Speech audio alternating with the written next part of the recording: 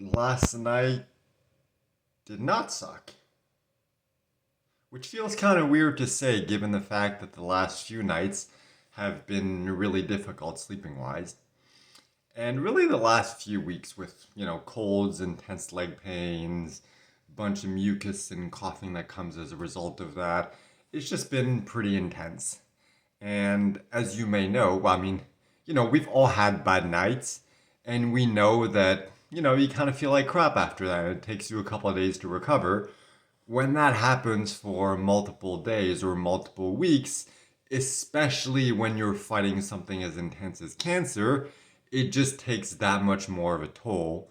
So, at this point, it feels kind of weird to say, like, hey, last night was actually pretty good. Yeah, there was a little leg pain, but barely. There was a little coughing and a little phlegm, but really not that much. And there was a little discomfort from just being so thin, but really not as much as it's been in the past. So overall, everything was very good. And most surprising of all is the fact that I was able to go to sleep relatively early. In fact, pretty damn early. Because of what happened yesterday, really crappy night, had a crappy night before that. The night before that wasn't the best either. So as a result of that, I had to sleep during the day and eventually ended up getting out of bed around noon. So I'm like, oh crap, it's gonna take me a while to fall asleep. I'm not gonna be tired. I'm gonna go to bed late, and then it's gonna, continue this cycle of I'm going to bed later and later and waking up later and later. What I'm trying to do is the opposite. Surprisingly enough, yesterday night, relatively early, I'm like, hey, I'm actually kind of tired. So I ended up going to bed a little past 7, maybe 7:10, 7:15, something like that. And I was surprisingly tired enough to fall asleep relatively quickly. So let's say, I don't know, let's say I fall asleep around 7:30. Wake up a couple times throughout the night.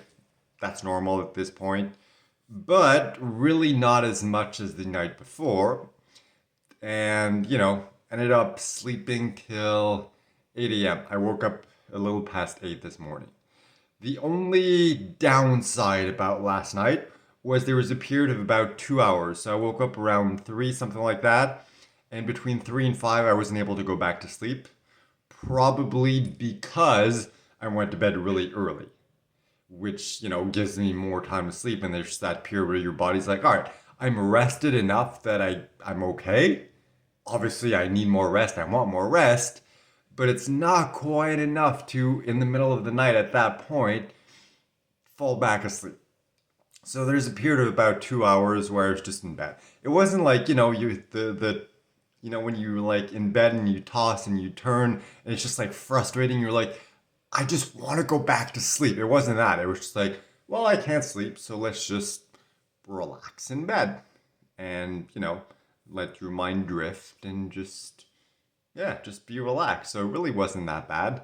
So overall, it's hard to tell because, I wake up a few times during the night. There was that period where I couldn't sleep.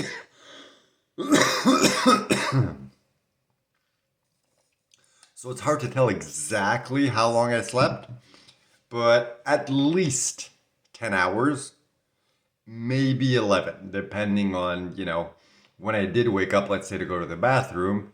It's hard to judge in the middle of the night when you have no time, like no idea what time it is, how long it takes you to like wake up, go to the bathroom, come back, and fall back asleep. It's like, could take 5 minutes, could take 15 minutes. You don't really know. It's kind of hard to keep track of time. So at least 10, maybe 11 hours, which is very, very good. I definitely needed that. Once again, as I was explaining before, it's like when you have a period of time where you're not sleeping enough, it takes more than just one good night's rest to recover, but it definitely helps a lot. Because every night where you're not able to get sufficient sleep, it just keeps piling up and piling up and piling up and piling up. And yeah, okay. Like I said, even though it doesn't, reset everything down to zero and make you feel great again, well, at least it brings it down. Oh, okay, cool. Things are bearable now. And as you may be able to tell, way less phlegm today. That's what allowed me to be able to sleep yesterday, the fact that I didn't have that much phlegm. And as a result, I wasn't coughing that much. Like, yes, every once in a while I do cough. You know, I've coughed in this video. It's part of my life at this point. But it's just the last couple days mostly, but also the last couple weeks. It's just been like a lot of phlegm and a lot of coughing. And just having, occasional cough in comparison feels amazing. Which is kind of weird to say considering the fact that it's like, I never used to cough before. It's kind of like, back when I was throwing up, it's like, oh, cool, I only threw up once today instead of, 6 times, which feels weird because it's like, well, I never used to throw up before. Why is once per day good? But that's the thing. It's like we get used to anything and everything, no matter how bad it is. And then when it slowly gets better, you're like, oh my God, I'm so grateful for something that normally experiencing this would really suck. But now, because it's not as bad as it was, I'm just so happy.